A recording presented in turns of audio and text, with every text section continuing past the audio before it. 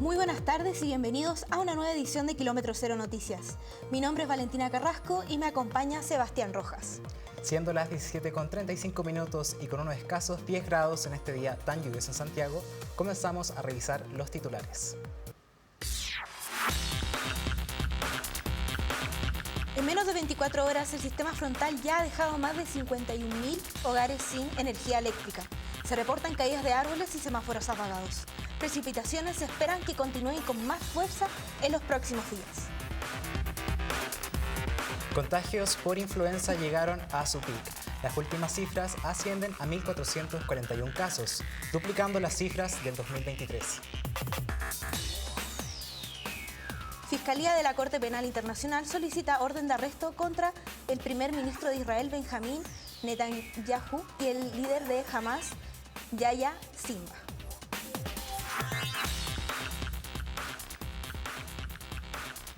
Y noticia de último minuto, el equipo de Pancho Saavedra y Jorge Zabaleta sufren ataque en Etiopía en medio de filmación del programa Socios por el Mundo. Se reporta un fallecido que se trataría de un guía turístico español.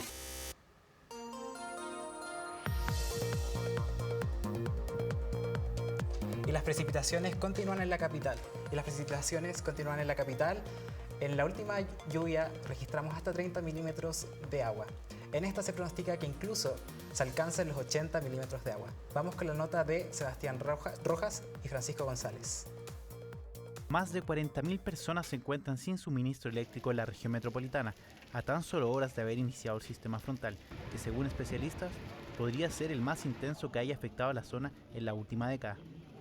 A pesar de este negativo balance inicial, la Superintendencia de Energía y Combustible sostuvo una reunión con dirigentes de Enel para fortalecer el servicio y evitar tragedias. Creemos que de haber cortes de suministro en esta ocasión, la empresa debe actuar con celeridad y prontitud frente al llamado a sus clientes. Debe disponer todos sus recursos en la atención de sus clientes, reforzar los call centers y tener especial cuidado y atención con sus pacientes electrodependientes. Al mediodía se informó de 60.000 personas sin suministro eléctrico en el país y más de 40 en la región, siendo las comunas de Quilicura, Melipilla, Renca, San Miguel y La Pintana las más afectadas. El subsecretario del Interior, Manuel Monsalve, estuvo en el Senapred e interpeló a las empresas eléctricas para que éstas entreguen un servicio a la altura de este exigente sistema frontal. A las empresas de servicios, particularmente a la empresa de servicio eléctrico, fortalecer las cuadrillas para eventuales cortes de electricidad, poder lograr una reposición rápida y oportuna. La última vez que llovió en la capital, hace aproximadamente 2 semanas, más de 220.000 hogares quedaron sin suministro eléctrico.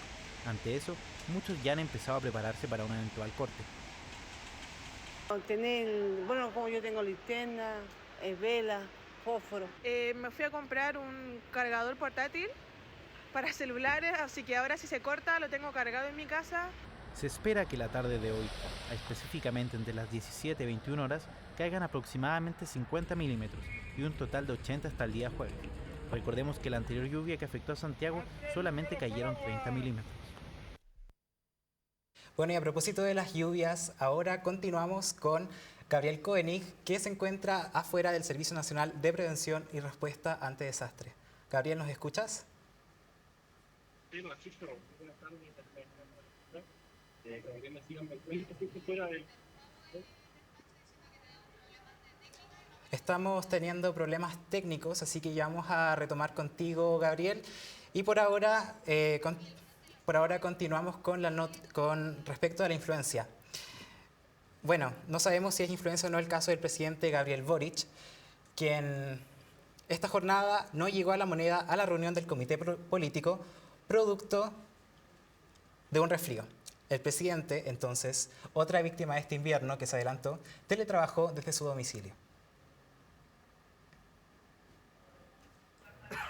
Durante este año, la influenza ha sido el virus de mayor circulación en nuestro país, aumentando en un 72%. En comparación con el año 2023, durante la semana número 19 de este año, la cual fue del 5 al 11 de mayo, se registraron 1.441 casos. Es que hay un incremento muy importante de la presencia de la circulación de la influenza tipo A. La influenza se caracteriza por fiebre de más de 3 días, dolores de cuerpo, tos seca, fatiga, escalofríos y dolor de cabeza a diferencia de un resfrío, en donde se asemeja por los dolores corporales, escalofríos, pero que tiene una tos acompañada de flema. Por este motivo, las autoridades enfatizan la importancia de la vacunación y la adaptación de medidas preventivas como el uso de mascarillas en lugares públicos. Hasta el momento, solo se ha vacunado un 47% de la población y el gobierno espera que este 2024 se llegue a un 85%. Si aún no has recibido la vacuna contra este virus o necesitas información sobre dónde obtenerla, puedes ingresar al sitio web www.diprc.minsal.cl y podrás seleccionar tu comuna y región para encontrar el punto de vacunación más cercano a tu domicilio. Y bueno, como les habíamos adelantado, nuestro periodista Gabriel Koenig se encuentra en el Servicio Nacional de Prevención y Respuesta ante Desastres, que nos va a actualizar qué medidas se han tomado. Gabriel, ¿nos escuchas? Sí, Sebastián, muy buenas tardes, Sebastián y Valentina, claro. Como bien decían, me encuentro justo fuera de las inmediaciones del Senapred para brindarle algunas actualizaciones sobre este sistema frontal que, como bien decían las autoridades, afecta a todo el país, desde las regiones de Atacama hasta Aysén. Bueno, Senapred ha estado durante el día realizando monitoreos constantes cada 4 horas y a pesar de las intensas lluvias, hasta ahora al menos no se han presentado emergencias críticas o de una mayor gravedad, sino que algunas complicaciones más pequeñas, comunes y que se esperaban de alguna manera como acumulaciones de agua que complican el tránsito y ese tipo de cosas. Bueno, el subsecretario del Interior, también Manuel Monsalve, ha informado que se están prestando una especial atención a las eventuales remociones en masa en la región de Valparaíso y algunos sectores también de la región metropolitana. Y además se están monitoreando los caudales para prevenir posibles desbordamientos. Al mediodía, como bien decían antes también, ya se reportaron más de 65.000 hogares sin suministro eléctrico y las empresas de suministro justamente han sido instadas a fortalecer sus cuadrillas para asegurar una rápida reposición del servicio. Desde la Dirección Meteorológica, por otro lado, se anticipa que el periodo más intenso del sistema frontal sería justamente ahora, estos momentos, del lunes por la tarde hasta la madrugada de mañana martes, y que serían con precipitaciones que podrían alcanzar entre los 15 y los 25 milímetros en el centro de la región metropolitana y hasta 30 o 40 incluso en los sectores más precordilleros. Así que eso lo recomendamos a la ciudadanía, tomar las precauciones necesarias y seguir las indicaciones por parte de las autoridades. ¿Y cómo nos puedes comentar cómo está el ambiente en la calle? ¿Hace mucho frío? ¿Cómo se siente el ambiente desde allá? Justamente ahora no hay tanta lluvia, no está tan intensa quizás como hace unos minutos, pero de todas maneras se puede ver cómo hay las calles están muy mojadas, hay tránsito que también está cortado en otras partes, pero aquí justo fuera de la inmediación de Senapred el ambiente está un poquitito más tranquilo y esperamos que ahora son las 5:43 de la tarde, en un ratito más la gente empieza a salir del trabajo, empieza a volver a sus casas y se espera que ahí la congestión por justamente el clima y las intensas lluvias esté un poquito más complicada. Muchas gracias, Gabriel, por el despacho. Ahora, en otras informaciones, la Corte Penal Internacional podrá emitir órdenes de arresto contra las autoridades de Israel y Hamás, en el contexto de la guerra de Gaza. Tomás Ferrada está con nosotros en el estudio para comentar el tema. Así es, Valentina, Sebastián. Bueno, como tú decías, esta mañana el fiscal de la Corte Penal Internacional, Karim Khan, anunció que solicitó órdenes de arresto en contra del primer ministro de Israel, Benjamín Netanyahu, el líder de Hamás, Yahya Sinwar, y otras autoridades de Israel y Hamás. Mediante un comunicado, el fiscal señaló que existen fundamentos razonables para creer que tanto líderes de Hamás como del gobierno israelí son responsables de graves crímenes, tanto de guerra como de lesa humanidad cometidos en el conflicto. El líder de Hamás en la Franja de Gaza, junto con otros mandos de la organización, enfrenta acusaciones serias como el exterminio, el asesinato, la toma de rehenes, la violación y la tortura. Y por otro lado, el primer ministro de Israel, Benjamín Netanyahu, ha sido acusado por el fiscal por crímenes cometidos en la Franja de Gaza. Las acusaciones incluyen el uso del hambre como método de guerra, causar deliberadamente sufrimiento o lesiones graves, ataques intencionales contra la población civil, exterminio y persecución, entre otros. Ahora será turno de un grupo de jueces de la Corte Penal Internacional quienes deberán estudiar la solicitud del fiscal y decidir si emitir las órdenes de arresto correspondientes. Tomás, y en la práctica, ¿qué sucederá si se aprueba esta orden de arresto contra de Netanyahu?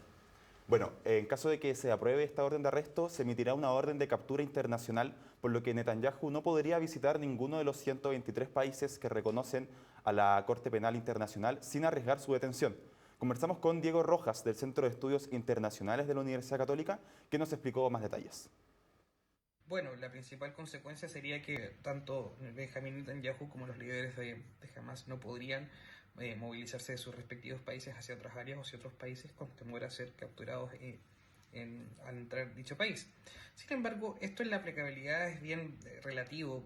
Recordemos que, por ejemplo, si existe una orden de persecución contra el presidente ruso, Vladimir Putin, y aún así se ha podido desplazar a ciertos países donde el temor a ser efectivamente capturado es nulo. Bueno, la principal consecuencia es... Bueno, es importante también recordar y recalcar que Israel no es país firmante del Tratado de Roma, que es el que reconoce a la Corte Penal Internacional, y tampoco lo es Estados Unidos, que es su principal aliado político. Bueno, luego de esto, Estados Unidos se pronunció al respecto, señalando que la solicitud del fiscal de la CPI de órdenes de arresto contra líderes israelíes es escandalosa. Eso es lo que expresó el presidente Joe Biden en un comunicado difundido por la Casa Blanca. Y por su parte, Anthony Blinken, secretario de Estado, señaló que rechazan la equivalencia que hace el fiscal entre Israel y Hamas y que es vergonzoso, a través de otro comunicado, Sebastián Valentina. Muchas gracias, Tomás, por esta información. Siguiendo con las noticias, esta mañana el gobierno descartó que la visa waiver esté en riesgo, asegurando que Chile sí está cumpliendo con los requisitos para su mantención y se hizo un llamado a sacar el tema de la discusión política. Mayores detalles en la nota de Sebastián Molina y Gabriel Koenig. Tras el aumento de crímenes cometidos por chilenos en Norteamérica en los últimos meses, han surgido cuestionamientos sobre la permanencia del programa Visa Waiver. Esta mañana, el subsecretario del Interior, Manuel Monsalve, descartó que la vigencia de este programa se encuentre en riesgo e hizo un llamado a sacar esta discusión del debate público contingente.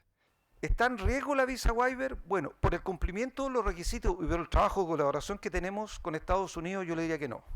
En ese sentido, desde el Ejecutivo aseguraron que se están cumpliendo todos los requisitos para la mantención de la visa y que los trabajos colaborativos entre ambos países se encuentran en orden. Lo primero es que si hay una persona con antecedentes penales que viajó a Estados Unidos, lo hizo previo al acuerdo que llegó el gobierno con Estados Unidos en julio del 2023. Y en segundo lugar, significa que si hay otra persona que lo hizo, no lo hizo desde un aeropuerto chileno.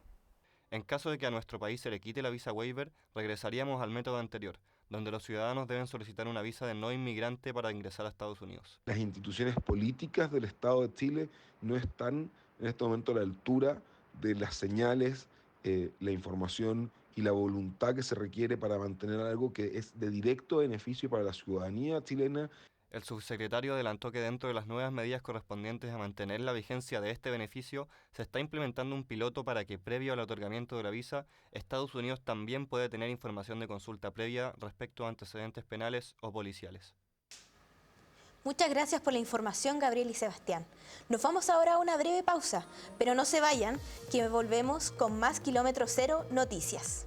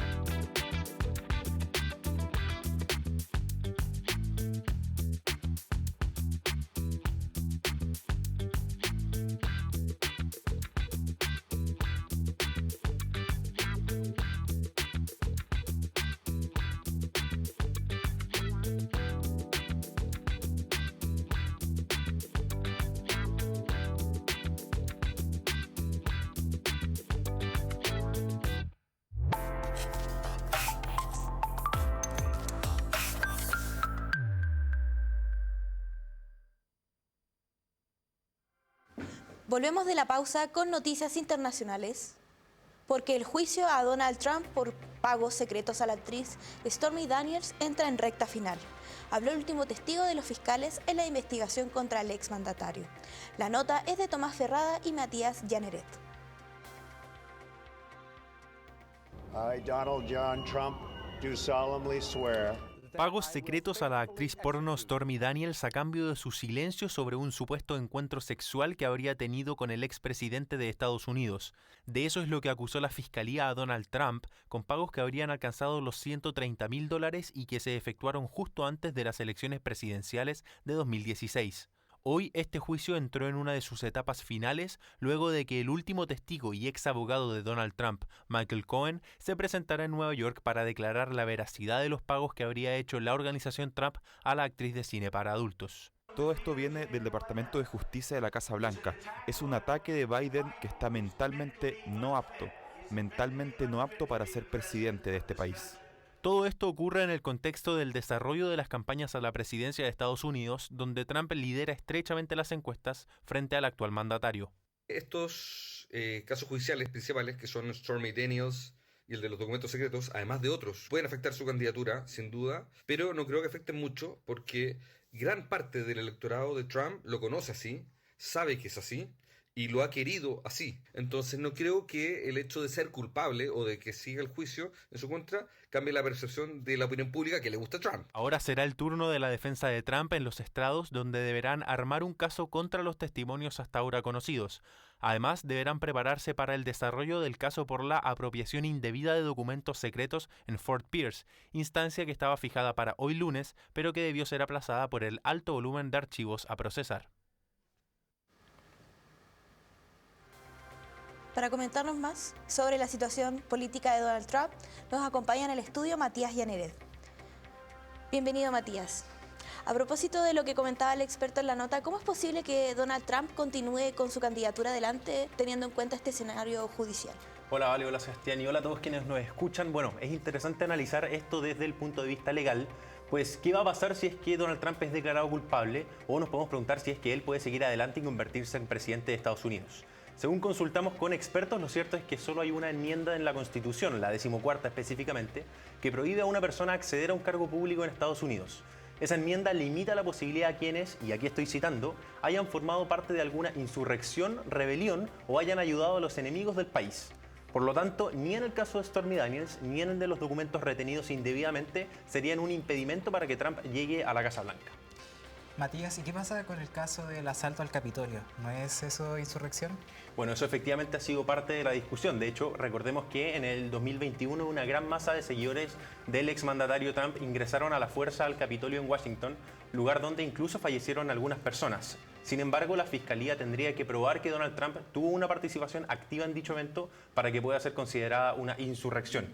Si eso es estimado, entonces la ley electoral federal podría prohibirle a Trump que compita en las presidenciales que están a la vuelta de la esquina, pero eso la verdad es bastante poco probable dado los plazos que se estiman para los procesos judiciales.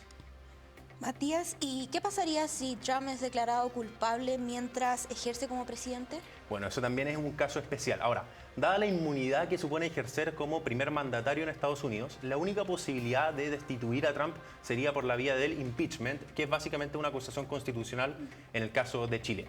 Ahora, sin embargo, para eso la oposición necesitaría una mayoría muy sustancial, cuestión que se ve extremadamente poco probable en el actual escenario político de Estados Unidos. Y pasando a otras noticias internacionales, esta mañana nos enteramos que el presidente de Irán falleció en un accidente en helicóptero al norte del país. ¿Qué nos puedes contar sobre esto, Matías? Bueno, efectivamente, hoy en la madrugada se confirmó el fallecimiento del presidente de Irán, el señor Ebrahim Raisi, y de su ministro de Asuntos Exteriores, junto a otros 7 personeros de gobierno. Luego de horas de búsqueda y rescate asistidos por un dron de la Fuerza Aérea de Turquía, fueron encontrados los restos siniestrados de la aeronave en la que viajaba el mandatario.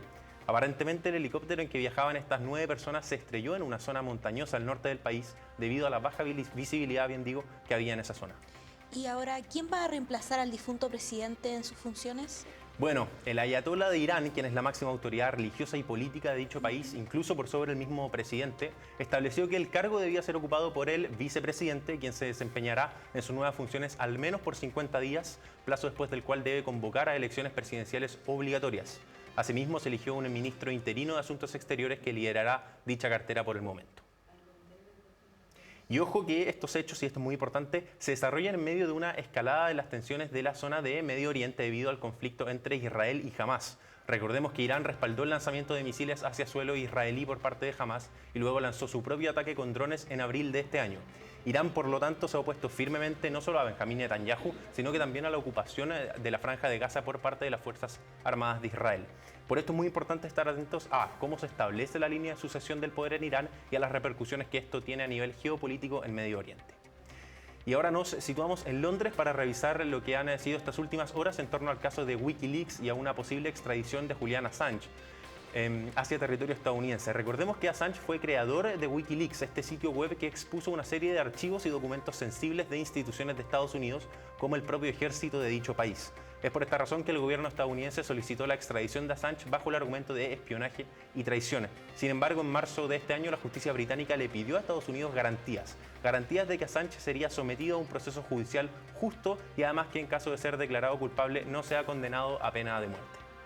Claro, porque recordemos que Estados Unidos aún mantiene vigente la pena de muerte para algunos crímenes, mientras que Reino Unido la abolió completamente el 2006. Sí, el 2006. Ahora, no todo está en manos de Estados Unidos, es decir, la extradición de Assange no depende de si Estados Unidos logra proveer las garantías que ha solicitado la justicia británica. Esto porque una corte del Reino Unido dictaminó esta mañana que Assange tendrá el derecho a apelar contra la orden de extradición luego de que sus abogados alegaran que los resguardos ofrecidos por Estados Unidos a la libertad de prensa son descaradamente inadecuados. Y en caso de ser extraditado, Julian Assange arriesga hasta 175 años de prisión en Estados Unidos por publicar información clasificada del ejército estadounidense sobre las guerras en Afganistán e Irak. Por el momento y hasta que la justicia tome posición tras los alegatos del creador de Wikileaks, Assange seguirá en prisión en Londres, como lo ha estado durante los últimos 5 años, luego de que fuera capturado en esa misma ciudad en abril de 2019 tras asilarse durante 7 años en la Embajada de Ecuador. Muchísimas gracias, Matías, por tal completo informe de las noticias internacionales. Que estén bien.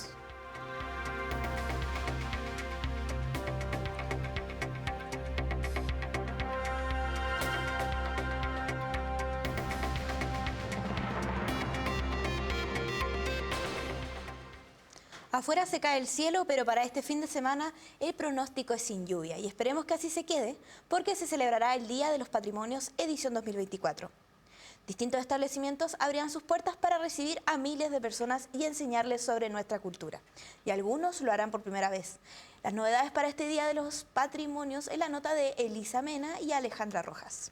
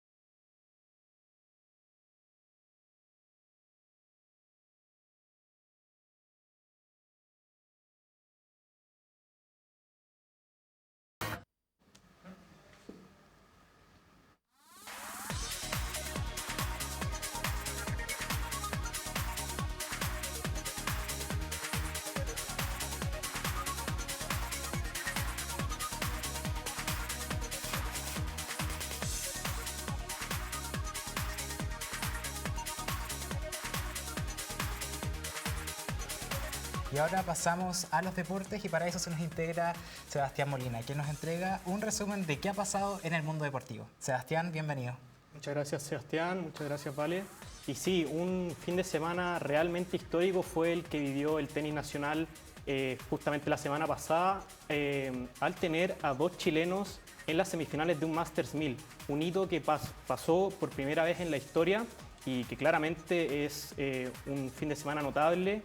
Jugar una final de estas características, hablando de precisamente Nicolás Jarry, que dio cuenta, lamentablemente perdió frente al alemán Alexander Zverev por 2 parciales, un partido muy complicado para el chileno, un alemán intratable, sacó por sobre el 90% con sus primeros servicios, por lo que fue realmente complicado para el chileno, pero no deja de dar de hablar el gran presente de los chilenos. Alejandro Davilo también accedió a las semifinales de este torneo en el Foro Itálico, en la tierra batida de Italia, y bueno, fue básicamente un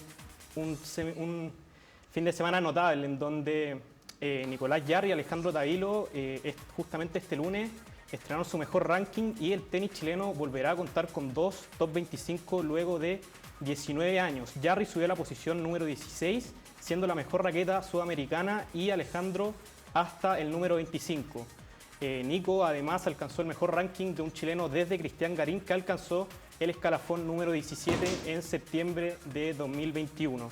La última vez que hubo 2 chilenos entre los mejores 25 del mundo fue en mayo del 2005, con Fernando González y Nicolás Massú, que estuvieron en el sitio 23 y 25 respectivamente. Pasando a otros temas, el segundo Grand Slam del año está a la vuelta de la esquina, parte la próxima semana, y el torneo preclasificatorio empezó hoy, en donde Cristian Garín, el número 1 de este mini torneo que se juega para acceder a Roland Garros, cayó lamentablemente ante el local Hugo Blanchet por parciales de 6-4, 4-6 y 6-1. Ahora el chileno pensará en la gira de césped y su próximo torneo será en el Challenger de Surbiton. Y también una noticia positiva también para los tenistas chilenos, Tomás Barrios, quien estuvo ausente más o menos 3 meses, cayó en su debut también de la quali Roland Garros ante el argentino Facundo Bagnis por parciales de 6-3 y 6-2. Barrios no disputaba un partido desde el 29 de marzo en el Challenger de Potosí, producto de una lesión en la espalda. Lo siguiente para Barrios será el Challenger de Vicenza en Italia, el que inicia el próximo lunes 27 de mayo. Entonces estaremos pendientes de... Seba, ¿y qué significa este partido que va a ocurrir el 27 de mayo? Si nos pudieras comentar un poco más, ¿cuál es la relevancia que tiene este partido? Bueno, para Barrios el 27 de mayo es seguir alargando la temporada de arcilla, pero lo más relevante para los chilenos y lo que más nos importa a nosotros es la presencia de Nicolás Jarry y de Alejandro Davilo, quienes ya están sembrados para Roland Garros, el segundo Grand Slam del año, un torneo muy importante que ya contará con la presencia de 2 chilenos, y bueno, estaremos claramente atentos a lo que puedan hacer nuestros compatriotas en Roland Garros, que se juega en París, Francia. ¿Y qué pasa con el campeonato nacional, con el clásico universitario, Seba?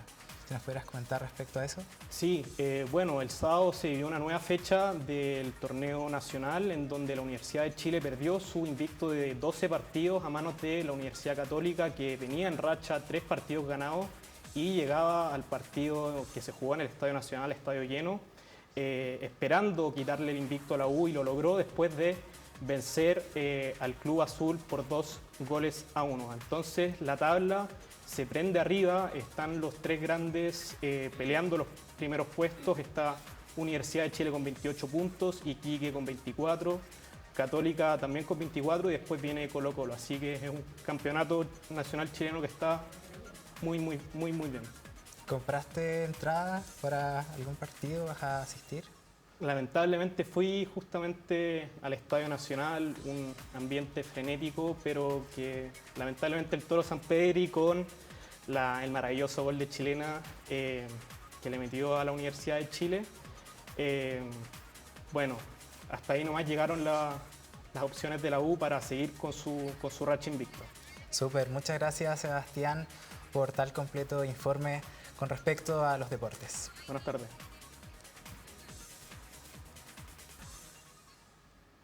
Y bueno, continuando con las informaciones, ahora vamos a revisar una nota con respecto a qué es lo que está ocurriendo con el CAE.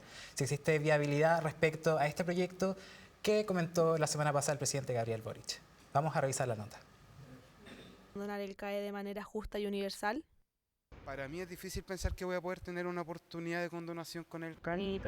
Quiero creerlo, pero no sé si sea imposible. Creo que sí podría hacerse y verdad que hay mucha gente que está atrapada en eso. El gobierno busca presentar un proyecto de aquí al 30 de septiembre como plazo máximo. Se ha venido trabajando desde los equipos de educación y Hacienda para proponer un diseño que sea para todos los deudores, pero que sea justo y progresivo, ¿no? Y que tenga además, que sea una propuesta que esté autocontenida desde el punto de vista de su financiamiento. La condonación universal implicaría incluir a 1.128.300 deudores, asociado a un costo de 11.270 millones de dólares. Desde la mirada experta, esta posibilidad es poco cercana. No es posible una condonación universal. Me cuesta imaginar de qué manera se pueden lograr tantos objetivos en un mismo proyecto. Se pretende que haya un aligeramiento de la carga para esos deudores morosos, respetando también a aquellos deudores que ya pagaron sus créditos, y todo eso sin tampoco generar un desfinanciamiento para el sistema de la educación superior. Entonces son demasiado objetivos los que se intentan lograr de una sola vez. De momento, una alternativa posible, según expertos, sería condonar solo un 46% de los deudores. Pasar a un nuevo modelo de financiamiento que sea razonable, que tenga plazo, que tenga una población objetivo delimitada y que haga viable esto con las actuales arcas fiscales.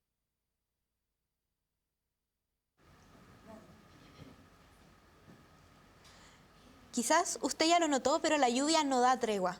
Por eso nos comunicamos nuevamente con Alejandra Rojas para que nos actualice de cómo se sigue desenvolviendo este complejo panorama para la capital. Así es, Vale y Seba, ¿me escuchan bien? Sí, te escuchamos súper, Ale. Cuéntanos, Perfecto. ¿qué está ocurriendo? Bueno, les cuento, estoy ahora en Rambisoni, una de las estaciones de la línea 2. Ahora son las 6 de la tarde, una hora donde empieza la hora para que las personas empiecen a transcurrir de sus lugares de trabajo, escuelas, universidades, a sus casas. Como pueden ver, igual hay bastante gente transitando de igual forma, debido a que no importa cuánta lluvia caiga del cielo, la gente tiene que llegar igual. Así que, bueno, nos encontramos aquí. Las calles están sobrebordadas con mucha agua, las canaletas claramente no dan abasto con los niveles de agua que están cayendo ahora.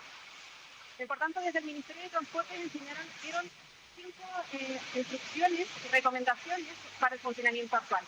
Entre ellas están, por supuesto, la revisión de los buses y del transporte, para el transporte del día, por supuesto, ya que estos tienen que estén preparados al 100% para una temporada lluvias de este calibre. También pasos bajo nivel, de los cuales se han definido 18 pasos bajo el nivel susceptible de anegamiento. Eso también, y además también la revisión de los cruces, los cuales ya han constatado que existen cortes de luz dentro de los semáforos.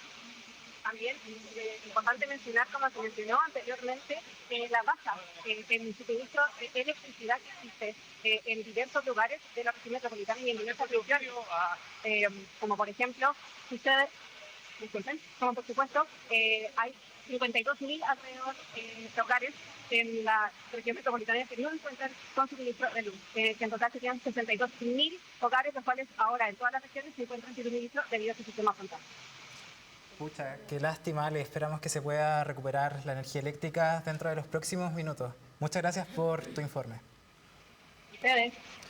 Bueno, viendo el lado positivo, mañana tenemos un día feriado irrenunciable. Y qué mejor que recibirlo acostados con una maratón de series. Para eso, Sofía Salvo nos trae las joyas del streaming. Sofi, ¿cómo estás? Bien, gracias.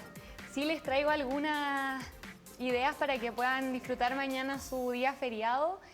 Aunque esté lloviendo, igual podemos disfrutar el día, así que eso. Como estuvimos escuchando, se vienen varios días con lluvia, incluido mañana. Esa es la noticia no tan buena, es por esto que les traigo las mejores series para maratonear. Empecemos con mi favorita, Bridgerton, que hace algunos días estrenó su tercera temporada. Esta vez nos trae la historia de romance entre Penélope y Colin, interpretados por Nicola Coughlan y Luke Newton. Esta romántica historia la pueden encontrar en Netflix. Otra serie que pueden ver en Netflix es Bebé Reno, una serie basada en hechos reales que solamente tiene 7 capítulos y narra cómo un comediante que atraviesa una mala época trata de evitar el acoso de una mujer a la que ayudó en el pasado. Y para quienes son fanáticos de La Casa del Dragón, pueden aprovechar este rato libre para ponerse al día o ver de nuevo la serie, porque falta cada vez menos para el estreno de su segunda temporada, fijado para el 16 de junio a las 22 horas por la plataforma de streaming Max. Bueno, en otro tema un poco más triste, nos llegó una noticia desde Etiopía, donde el equipo del programa Socios por el Mundo de Pancho Saavedra y Jorge Zabaleta sufrió un ataque. Tony Espadas, quien era el guía turístico español, falleció en el hecho. Tony era un guía local de la productora en Etiopía, quien fue contratado para que los llevara por el lugar que se sabe es muy diferente al mundo occidental que conocemos. Era un fotógrafo y viajero de origen español y se dedicaba al asesoramiento de producciones turísticas. Él habría abierto su agencia en Barcelona para organizar viajes a diferentes países africanos, entre ellos Etiopía. Lamentables noticias, Sofía. Desde Kilómetro Cero enviamos nuestras condolencias para todo el equipo de Pancho Saavedra. Muchas gracias por tu información, Sofía. Gracias. Y siendo las 18:10, comenzamos, y con una temperatura de 10 grados en Santiago, comenzamos a despedir esta edición de Kilómetro Cero Noticias. Los esperamos en una siguiente edición. Les recordamos que pueden seguirnos en nuestras redes sociales, donde estamos como @Kilómetro Cero Noticias en Instagram. Y estamos actualizando la información a diario. Muchas gracias por su sintonía y que tengan una muy buena tarde.